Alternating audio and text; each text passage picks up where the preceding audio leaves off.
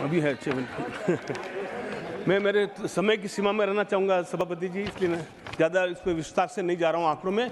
कर्नाटक के मेरे पास में कम से कम 25 और आंकड़े हैं, लेकिन एक बात मैं बताना चाहूँगा जो मेरे बहुत दर्द होता है, मेरे दिल को बहुत दुख होता है, और मेरे आदिवासी भाई जो बैठे हैं वो विशेष रूप से इस बात को लेकर के दुखी होंगे कि आदिवासियों के लिए हमारी सरकार ने 1,24,000 करोड़ रुपये आवंटित किया है पूरे देश में। गए वर्ष ये 1,19,000 था, करोड़ का आंकड़ा था, 1,19,796। अब ये 1,24,909 ये एसटी समुदाय के लिए, मैं एससी की बात नहीं कर रहा हूँ। अध्यक्ष जी, जब बजट बनता है, बजट में हम चर्चा करते हैं, तो ये हमारा केंद्र का ये दायित्व हो जाता है कि ये जो एसटी और एससी के लिए जो दिया गया पैसा, वो संबंधित राज्य उसका सदुपयोग करें।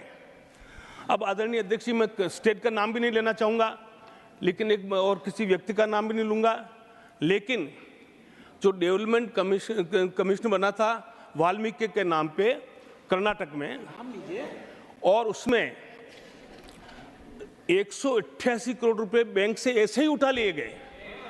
ऐसी धोखाधड़ी आजाद देश के इतिहास में कभी नहीं हुई। जी में नागरवाला केस में भी नहीं हुआ, वो कुछ लाख रुपए लेके गया था। बैंकों से पैसा उठा लिया गया 188 करोड़ रुपए, और वो उजागर कैसे हुआ? वो जो अकाउंट्स ऑफिसर जो था, जिसके हाथ से काम कराया गया था, और उसको लगा कि मैंने बहुत गंभीर अपराध कर लिया है, तो उसने सुसाइड कर लिया, आत्महत्या कर ली, और उसने 6 पेज का नोट लिख के गया।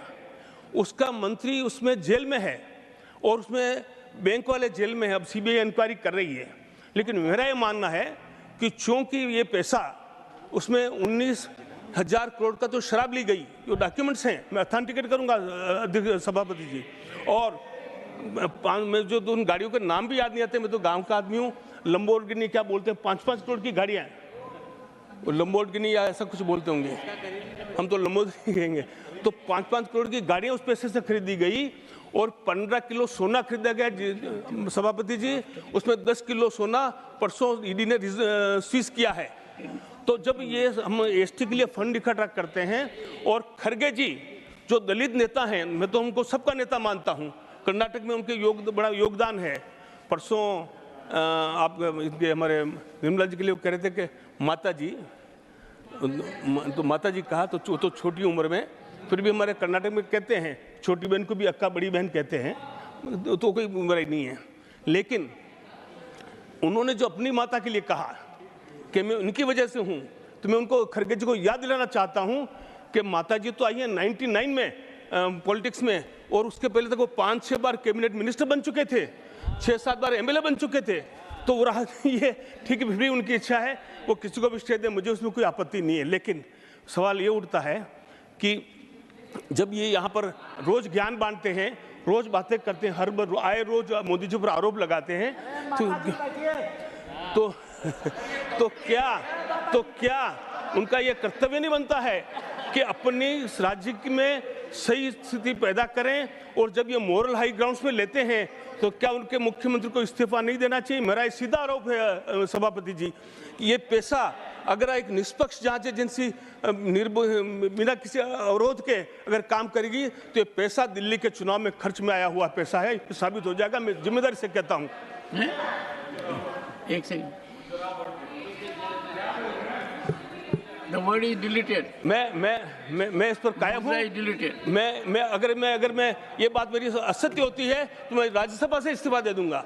ये पैसा अगर जांच करेंगे, ये पैसा दिल्ली आया है, किन किन माध्यम से आया है, आंध्रा के और तेलंगाना के बैंकों में पैसा गया है, किन किन खातों में पैसा गया है, अगर इसकी जांच होनी चाहिए। और उस जांच के लिए मेरा स्पष्ट मानना है कि हमारे वहाँ के मुख्यमंत्री इस्तीफा दें और फिर जांच कराएं, और जांच एजेंसी के साथ में सहयोग करें।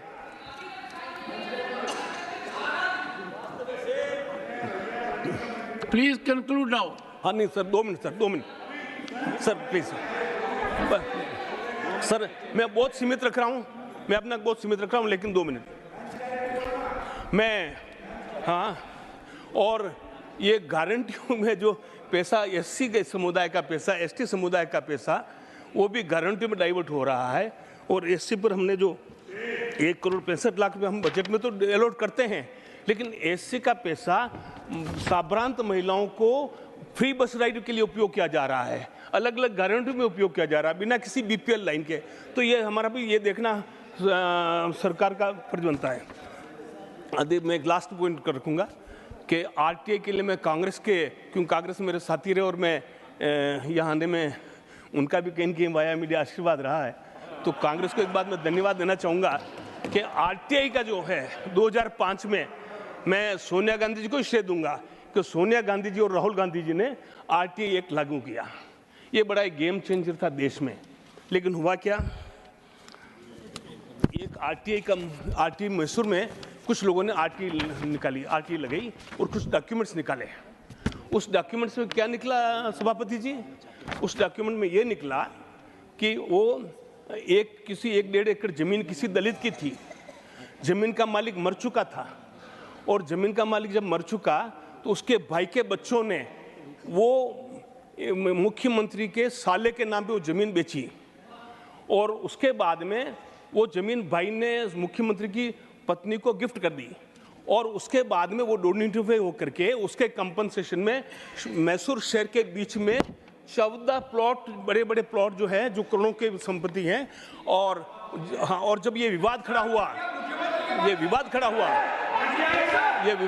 आरटीआई बैठिए मेरे पास डॉक्यूमेंट नहीं। ऑनरेबल मेंबर नहीं, बट नीरज जी आप उनको बोलने दीजिए ना, आप क्यों डिस्टर्ब करते हो? डॉक्यूमेंट में और हो क्या रहा है अध्यक्ष जी, आरटीआई वालों को वन सेकंड एक सेकंड बैठिए लहर सिंह जी बैठिए। हाँ Digvijay Singh ji please. Point of order is, हाँ he is making a Please, specific charge point of order. against the chief minister.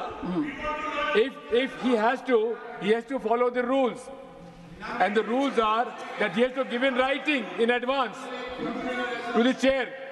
Has he given in writing to the chair, sir? Please give your ruling. सुने Digvijay Singh ji has raised a very important point of order. This is already pending for my consideration, but with respect to this, Lair Singh ji will authenticate all the documents.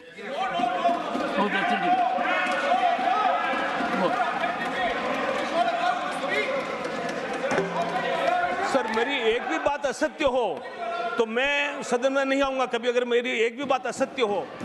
सभापति जी, मैं कहना चाह रहा हूं कि उन मुख्यमंत्री ने क्या कहा? उन्होंने ये कहा कि मुझे अगर ये साइट नहीं देते हो तो मुझे इसके एवज में 64 करोड़ रुपए दिया जाए कंपनसेशन। एक मुख्यमंत्री अपनी ही सरकार से 64 करोड़ का मुआवजा मांग रहा है, अनसीन है। इंदिरा गांधी जी ने पूरे अपना आनंद भवन दान कर दिया, और एक ये मुख्यमंत्री है जो ये अपना कंपनसेशन मांग रहे हैं।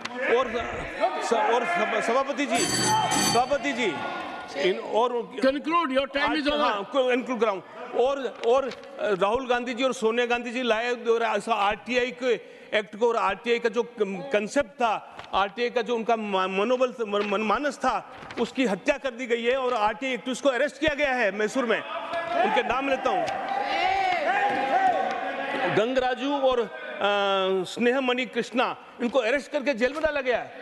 और वहां पर जो एजेंसियां जांच कर रही है, उन एजेंसी के खिलाफ जो एजेंसियां जांच कर रही है उनके खिलाफ श्री इमरान प्रतापगढ़ी। धन्यवाद सभापति महोदय, आपने मुझे आम बजट पर बोलने का मौका दिया। Sir my time. नहीं, pause my time sir. Imran Pratapgarhi कहा गया है सर, थोड़ा सा इसकी जांच कराओ। मैंने कहा यहाँ प्रमोद प्रतापगढ़ी भी बैठे। ये आपसी मामला है, ये खत्म होने वाला नहीं है मेरे से। इसकी जड़ें बहुत गहरी गई हुई हैं, मैं रोज देखता हूँ ये जड़ें गहरी होती जाती हैं। विश्व प्लस जनहितक्किದು ಜ್ಞಾನದ ಜಾಲ।